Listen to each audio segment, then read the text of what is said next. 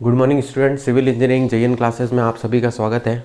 Previous lecture में हमने जो होगा वो मोमेंट ऑफ इनर्शिया के बारे में, उसकी डेफिनेशन, उसके डिफरेंट सेक्शन के बारे में पढ़ा था कि भाई डिफरेंट सेक्शन का मोमेंट ऑफ इनर्शिया जो होता है वो कहते हैं कैसे डिफरेंट जो होता है वो होता है, और एक टी सेक्शन का जो होता है वो कहते हैं मोमेंट ऑफ इनर्शिया हमने फाइंड किया था। आज हम इस लेक्चर में अनसिमेट्रिकल आई सेक्शन का जो होगा वो मोमेंट ऑफ इनर्शिया फाइंड करेंगे कि अनसिमेट्रिकल आई सेक्शन का मोमेंट ऑफ इनर्शिया कैसे फाइंड किया जाता है। फर्स्ट ऑफ ऑल तो यदि हम ये देखें कि अनसिमेट्रिकल आई सेक्शन जो होता है वो कैसे हो, अगर हम देखें ये आई सेक्शन है हमारे पास, ये जो होती है वो क्या होती है हमारे पास, कहलाती है फ्लेंज।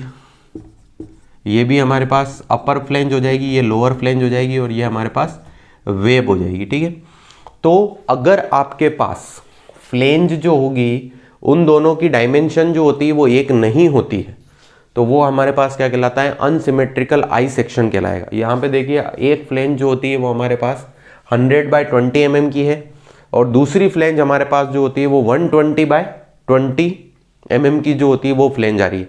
इसका मतलब दोनों फ्लेंज जो होती है वो डिफरेंट है, तो ये सेक्शन जो होगा वो क्या कहलाएगा, अनसिमेट्रिकल आई सेक्शन जो होगा वो कहलाएगा। अब जैसे हम मोमेंट ऑफ इनर्शिया जो होता है वो कहते शुरू करते हैं। फर्स्ट ऑफ ऑल ये देख लेते हैं कि ये सेक्शन जो होता है वो क्या होता है, एक्स या वाई, किस एक्सिस पर जो होता है वो सिमेट्री आ रहा है।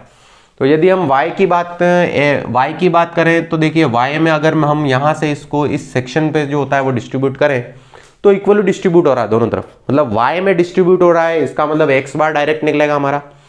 और अगर एक्स की डिस्ट्रीब्यूशन की बात करें तो एक्स में डिस्ट्रीब्यूट हो भी नहीं रहा है क्योंकि ये अनसिमेट्रिकल सेक्शन है। तो जब y में ये इक्वली डिस्ट्रीब्यूट होता है तो हम डायरेक्ट निकाल सकते हैं यहाँ पे x बार। तो x बार निकालने के लिए देखिए सबसे पहले आपको क्या करना है, कंपेयर करना है दोनों फ्लेंज को, कि दोनों फ्लेंज में से जो होता है वो कहते हैं मैक्सिमम वैल्यू किस फ्लेंज के की जो होती है वो आती है। तो यहाँ पे देखिए 100 mm और यहाँ पर आ रही है हमारे पास 120 mm, तो हम यहाँ पर क्या कर देंगे 120/2 कर देंगे, तो ये हमारे पास x बार की वैल्यू आ जाएगी 60 mm जो होगी वो फाइंड कर लिया हमने कि x बार की वैल्यू जो होगी वो क्या आएगी 60 mm आएगी। नेक्स्ट हम करें, अब इसको पार्ट वाइज डिवाइड कर देते हैं। तो फर्स्ट पार्ट हमारे पास ये हो जाएगा, सेकंड पार्ट हमारे पास ये है, और थर्ड पार्ट हमारे पास ये।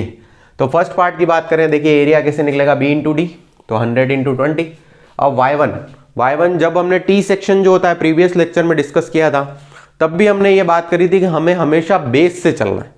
बेस से यदि हम चलेंगे तो हम देखिए 20 + 200, और जिस सेक्शन का हम x1 या y1 निकाल रहे हैं उसका क्या करना है, d/2 या b/2 करना है।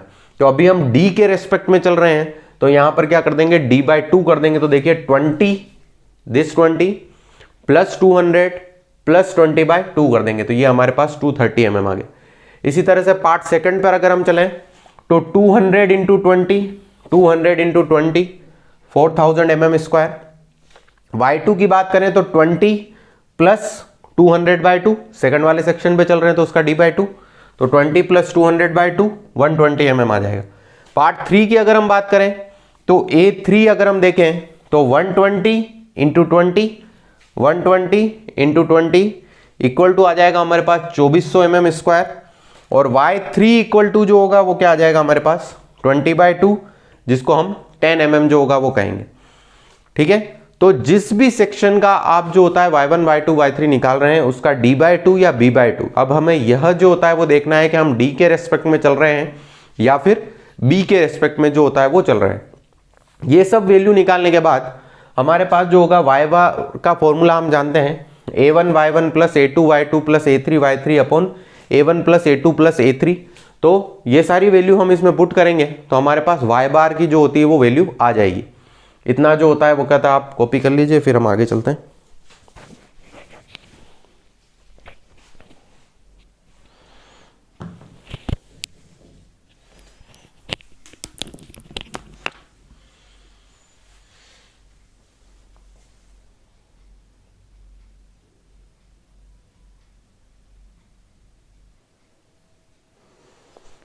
अब देखिए नेक्स्ट हमने a1 y1 a2 y2 और a3 y3 जो होती है वो कहती फाइंड कर ली। उसके बाद हम जो होता है वो कहता है y बार में जो होगा वो सारी वैल्यू रखेंगे, a1 y1 + a2 y2 + a3 y3 upon a1 + a2 + a3। तो यहाँ से हमारे पास जो होगी वो क्या होगी, y बार की एग्जैक्ट वैल्यू जो होगी वो क्या होगी, शो हो जाएगी।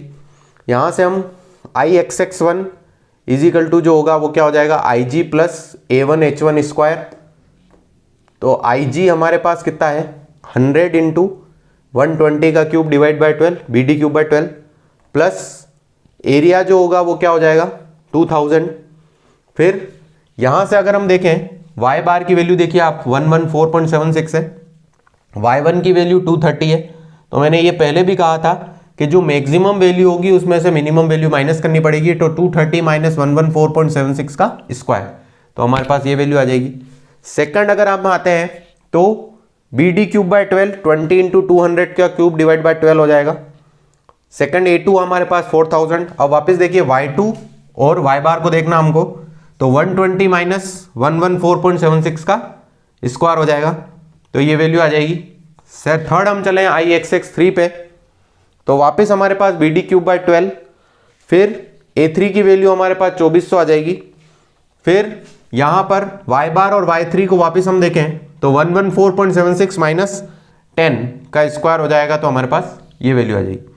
इस तरह से हम Xx1, Xx2 और Xx3 जो होता है वो फाइंड कर सकते हैं।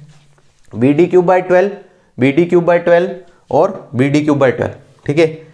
इस तरह से अब तीनों को जो होता है वो कहता है अगर हम ऐड कर देंगे तो हमारे पास Ixx की जो होगी वो वैल्यू आ जाएगी, ठीक है। ये आप कॉपी कर लीजिए।